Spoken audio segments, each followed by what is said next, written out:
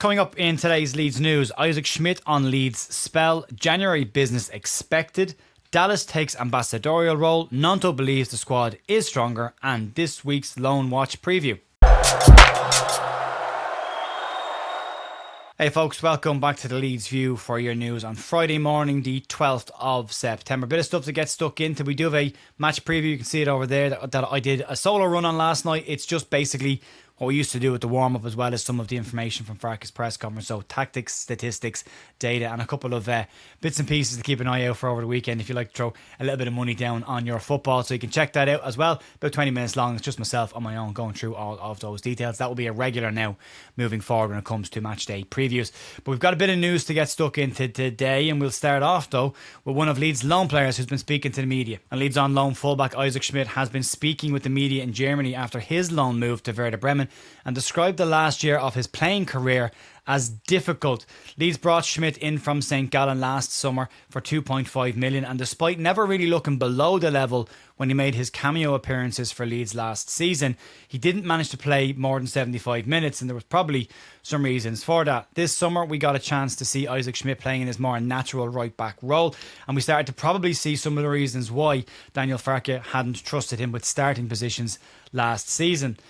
Isaac Schmidt obviously took the opportunity to move on loan to Werder Bremen, and speaking with Deutsche Stube, he has said the following about last season and his move to Bremen. I'm currently looking for an apartment so I can really settle in Bremen. I'd like to play for Werder for a longer period, but that's my biggest goal. Of course, I know a lot of that depends on my performances here, but I've got off to a perfect start, and with that goal, I've had a difficult time as a footballer recently, so that week did us a lot of good, and that was the dream. Schmidt obviously referencing the goal in his debut for Werder Bremen, and will look likely to try and get more minutes for that side over the next couple of months. Schmidt's obviously chasing a spot in the Swiss national side's World Cup squad this summer, so regular football is part and parcel of the reason he's taken that loan, but a permanent move and a permanent exit from Leeds is very clearly front and centre of his mind. His loan to Werder Bremen does obviously contain an option to buy for the player as well, so that's said to be in and around £2 million. So if it goes well from this season, he will be 2 years into his Leeds contract from the initial £2.5 million Leeds paid. So a £2 million fee for him at that point would see Leeds make a PSR profit on that situation. So we still wish him all the best. We'll keep an eye on him as we get through Loan Watch more on that towards the back end of today's video. But we move on. And despite Robbie Evans' comments in his sit-down chat with the local media, where he said Leeds wanted to avoid January business this summer, some information coming out of the club, as well as Daniel Farke's comments in the press conference yesterday, suggests that Leeds do plan to do some January business come the winter window. And it was an unusual comment for Robbie Evans to make, to write off the January window so early on in the Premier League season.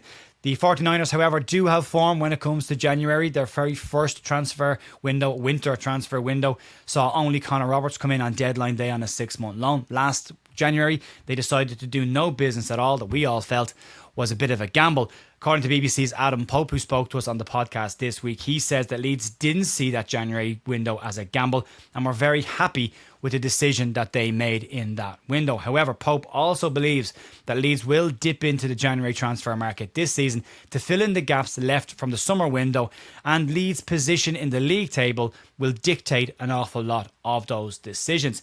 Today, according to reports coming out of the Daily Mail, they say that Daniel Farke is said to be disappointed with the ending of the transfer window, but is happy overall with the additions that he brought in. Similar comments to what he made at the press conference yesterday, when he said, we're not dancing on tables for the window, but he's happy with what he's got in so far. And they also believe, the Daily Mail also believes, that Leeds will see more incomings coming into the club during the January transfer window. Asked about the window yesterday in his press conference, Daniel Farke said that he can't focus any of his time on that he needs to be focused on the players he's got and the upcoming fixtures, and he has left all of that over to his key people to prepare for January. I don't think you say prepare for January if you're not planning on doing anything at all in January. It does now appear that Robbie Evans' comments, though, appear to be more expectation management of a fan base, but depending on Leeds' results over the next couple of months, I suppose, might see Leeds dip back in for the Harry Wilson shaped gap that's on that right hand side, or maybe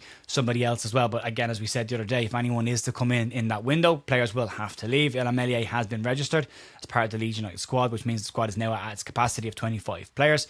And we now also know the Ilan Meslier decision was made on the back of Lucas Perry picking up an injury after the Newcastle game. So that lines up with what we thought and we discussed last week during the international break. But we'll move on to other news. It's always nice to have a bit of good news on a Friday, and Stuart Dallas has had an open role available to him at Leeds United since his premature retirement due to injury. And Dallas has been very active on media duties as well as working in a coaching capacity with the Northern Ireland national sides from under 18s, 21s and the senior side. But after a bit of time away from the club officially, Stuart Dallas is now taking up an official Leeds United ambassadorial role at the club. As part of this role, he will become a regular fixture at Leeds United home games, but he will also be involved in community events as well as helping to mentor the younger players at Leeds United's academy. Dallas is definitely considered as one of the modern day legends at Leeds United after clocking up 266 appearances for the club and scoring 28 goals during his time and being part of some very big and major moments in Leeds' modern history. It's great news to have him back at the club in an official capacity, but for the younger players in the Leeds United Academy who will now get to pick Stuart Dallas's brain and listen to the information and the experience that he's clocked up during his career is no doubt a massive benefit to everybody involved with the academy. But it's great to see Dallas back at the club in an official capacity, donning a Leeds United t-shirt. So great to see, and best of luck in the new role to Stuart Dallas. Let's move on and talk about Willie Gnonto's comments about the Leeds United current squad. And Willie Gnonto has given his opinion on the current Leeds squad after plenty of online conversation over the last couple of weeks from people saying that they didn't believe the squad had actually improved from last year's and was pretty much like for like replacements. Well, Gnonto was speaking with BBC Radio Leeds and he believes that this squad has improved, has some good players and is stronger than it was last season. And he said the following on the Leeds United squad: I think it's stronger. I think we've got some good players with a bit of time to work on our tactics and stuff to get to know each other a bit more. I feel we can just get better from now. I think every position is better, to be fair. You can just look at the back, look at the players that we've got. You have a player who's come in and started already. So I can say that at the back we've improved. Midfield we've also improved. We have some top players there as well. You talk about Noah, but we have Dom, we have Lucas, we have so many players up front as well.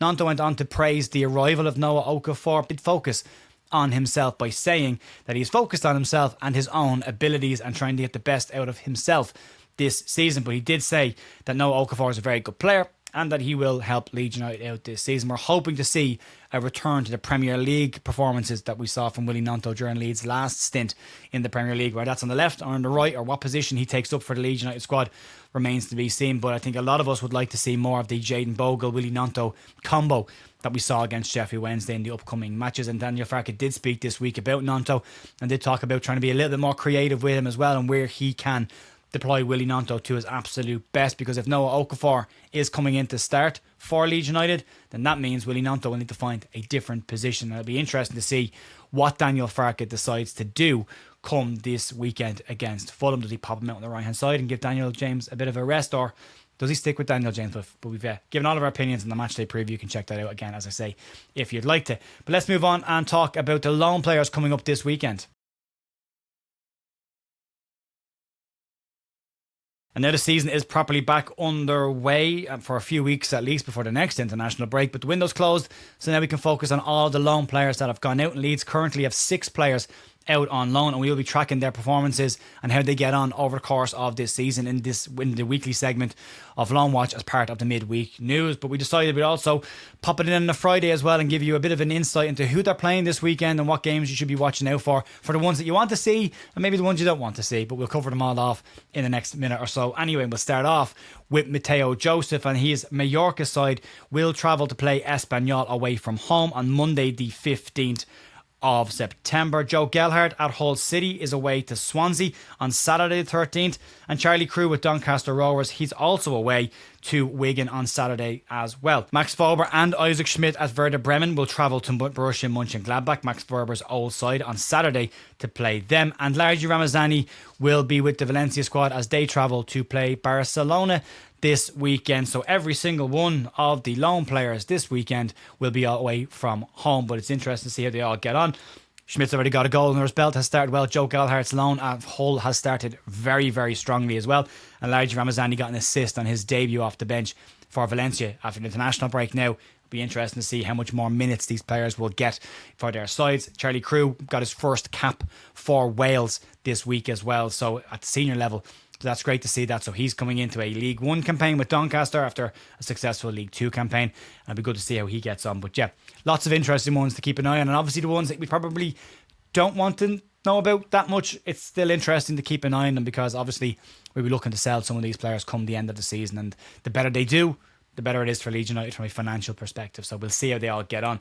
But that'll be it for me today, folks. Back over on bigup.com for the watch along on Saturday. You can check that out if you wanted. Matchday previews available in the live tab of the current YouTube channel.